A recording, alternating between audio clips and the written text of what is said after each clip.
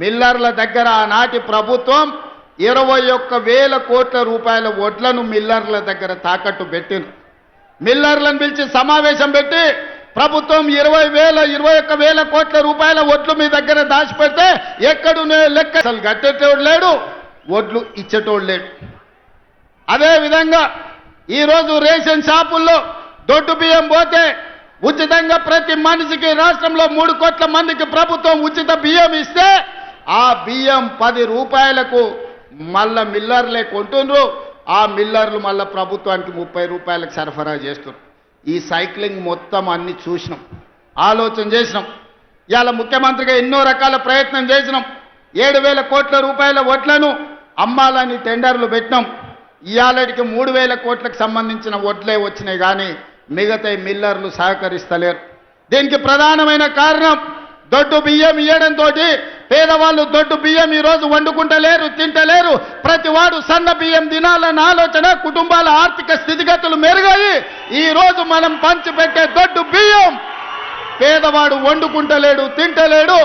ఇది మిల్లర్ల మాఫియా లేకపోతే దళారుల చేతుల్లోకి ఈ దొడ్డు బియ్యం వెళ్ళి 10,000 కోట్ల రూపాయలు ప్రతి సంవత్సరం దళారుల దోపిడీకి గురైతున్నాయి.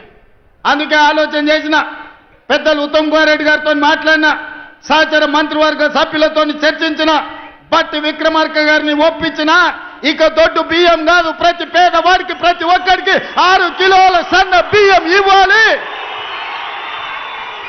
ఉగాదో, దీపావళి, సంక్రాంతి పండుగ కాదు, పేదవాడి ఇంట్లో ప్రతిరోజు పండుగ ఉండాలి, సన్న బియ్యం వండాలి, పేదవాడి కడుపు నింపాలి.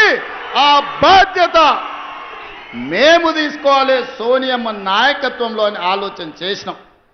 ఇవాళ మిత్రులారా, ఇందిరమ్మ రోటీ కప్డవర్ మకాన్ తర్వాత, విజయభాస్కర్ రెడ్డి, ఎన్టీ రామారావు గారి బియ్యం పథకం తర్వాత శ్రీమతి సోనియా గాంధీ గారికి ఈ దేశం రుణపడి ఉండాలి. చట్టబద్ధత లేదు, అందుకే ఆహార భద్రత చట్టాన్ని పార్లమెంటులో తెచ్చి పేదవాడికి తినడానికి అవసరమైన అన్ని వసతులు ఏర్పాటు చేయాలని ఆహార భద్రత చట్టం శ్రీమతి సోనియా గాంధీ గారు పార్లమెంటులో తెచ్చి పేదవాడి ఆకలి తీర్చడానికి సోనియమ్మ చట్టాలు చేసింది. పెద్దలు చెప్పేటోళ్ళు, మా నాయనమ్మ చిన్నప్పుడు అనేది, భార్య జీతం చూస్తుంది, అమ్మ ఆకలి చూస్తుందని. భార్య మొగుడుకొచ్చే జీతం లెక్కేస్తుందంట, అమ్మనేమో కొడుకు కడుపులో ఉన్న ఆకలిని అంచనా చేస్తుందంట. ఆ అమ్మ పాత్ర సోనియమ్మ పోషించి ఈ బిడ్డలకు ఆకలి ఉండొద్దు, ఆహార భద్రత చట్టాన్ని తేవాలి, పేదవాడిని ఆదుకోవాలని సోనియమ్మ ఆహార భద్రత చట్టం తెస్తే దొడ్డు బియ్యాన్ని సన్న బియ్యం ద్వారా ఆ ఆకలి తీర్చాలని పెద్దలు మిత్రులు ఉత్తమ్ కుమార్ రెడ్డి గారు సివిల్ సప్లైస్ కార్పొరేషన్ ద్వారా ఈ రోజు దేశంలోనే మిత్రులారా 10 ఏళ్ళు మేధావుల మన్నోళ్ళు, 80,000 పుస్తకాలు చదివినోళ్ళు, తెలంగాణ మూల మూలన నరాన నాకు తెలుసు, ఎవరికి తెలుసు అని అడిగినోడు 10 ఏళ్ళలో ఎన్నడన్న సన్నబియ్యం పేదోళ్ళకి ఇవ్వాలని ఆలోచన చేసిండా? మీరు ఒరేస్తే ఉరేసుకున్నట్టే అని మిమ్మల్ని భయపెట్టిండు.